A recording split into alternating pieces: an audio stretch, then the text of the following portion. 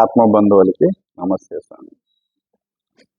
మీకు ఒక కంపెనీ కానీ ఏదో ఒక షాపు కానీ ఉందనుకోండి, ఆ షాపులోకి ఖచ్చితంగా పని చేసేటందుకు సహాయకులుగా కొంతమంది వర్కర్స్ అనేది కావాల్సి వస్తుంది. వాళ్ళని మీరు బాగా చూసుకుంటే మీ పనులు వాళ్ళు చక్కగా చేసి మిమ్మల్ని వాళ్ళు బాగా చూసుకుంటారు. వాళ్ళని ఎట్లంటే అట్లా తిట్టడము, వాళ్ళకి సరిగ్గా జీతాలు ఇవ్వకుండా ఉన్నారనుకోండి, వాళ్ళు మీకు సరిగ్గా పని చేస్తారని అడిగితే చేసేటందుకు అవకాశాలు తక్కువగా ఉంటాయి.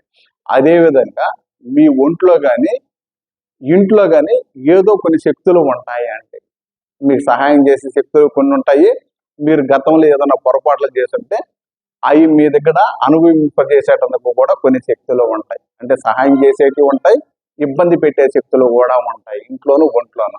అవి ఎలాంటి శక్తులు ఉన్నాయి అనేది ఆ శక్తులు కనబడే వాళ్ళని తీసుకెళ్ళి వాళ్ళకు చూపించి తెలుసుకోవాల్సిన అవసరం ఉంటుందండి. అదేవిధంగా మీకు ఆకలి అయినట్టే ఆ శక్తులకు కూడా ఆకలి అవుతూ ఉంటుందండి. వాటికి సరిపడంత ఆహారం కానీ మీరు కానీ ఇవ్వగలిగితే ఎనర్జీ ఫామ్ లో ఉండే శక్తులు ఎనర్జీనే తింటాయండి. ఫిజికల్ ఫామ్ లో ఉండే శక్తులు అయితే ఫిజికల్ గా తింటాయి. ఎనర్జీ ఫామ్ లో ఉండే శక్తులకి అలాంటి శక్తిని పెడితేనే అవి ప్రశాంతంగా ఉంటూ మిమ్మల్ని కూడా ప్రశాంతంగా ఉండిచ్చేయడానికి అవకాశాలు ఉంటాయి.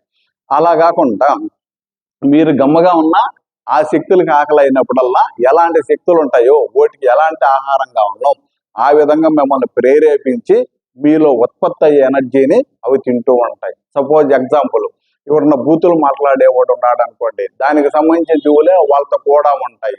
వాటికి ఆకలి అయినప్పుడల్లా వాళ్ళని ప్రేరేపిస్తాయి. వాళ్ళు ఆ విధంగా మాట్లాడడము ఆలోచించడము చేశారనుకోండి, ఆ ఉత్పత్తి అయిన ఎనర్జీని అవి తింటూ ఉంటాయి.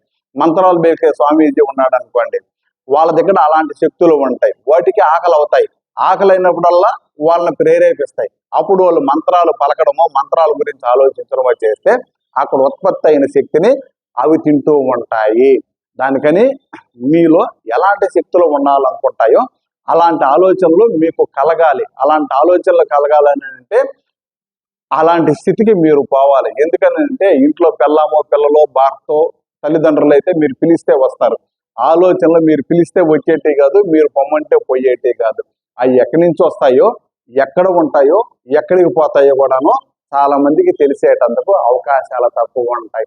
ఎలాంటి ఆలోచనలు పిలిస్తే అలాంటి వాళ్ళు వచ్చేటందుకు కూడా అవకాశాలు లేవు.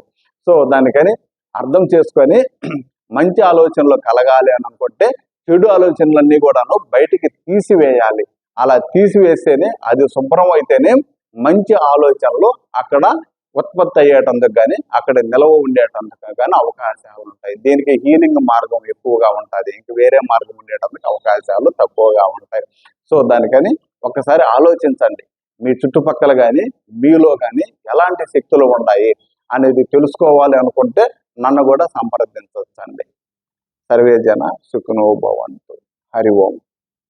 ఓం నమ శివాయ.